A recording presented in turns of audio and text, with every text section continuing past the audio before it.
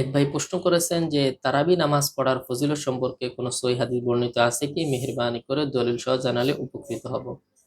অত্যন্ত সুন্দর একটা প্রশ্ন করেছেন। আমরা অনেকেই নিয়মিত তারাবি নামাজ আদায় করি, কিন্তু তারাবি নামাজ আদায় করার কি ফজিলত আমরা অনেকেই জানি না। আর এই ফজিলত জানা না থাকার কারণে আমরা অনেকেই দেখা যায় ইচ্ছাকৃতভাবে নিজের গাফলতির কারণে তারাবি নামাজ বাদ দিয়ে দিই। দেখা যায় অনেকে এশার নামাজ পড়ে বাসায় চলে যায়, তারাবির নামাজ আদায় করি না। কিন্তু এই নামাজের কতটা গুরুত্ব তা হাদিস থেকেই বোঝা যায়।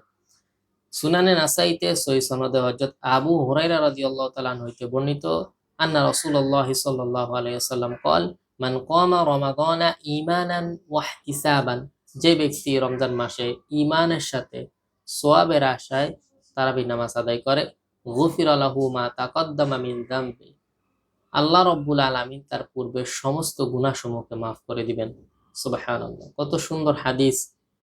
এত সুন্দর হাদিস বর্ণিত থাকার পরেও, এত ফজিলত থাকার পরেও আমরা অনেকেই ইচ্ছাকৃতভাবে তারাবি নামাজকে বাদ দেই।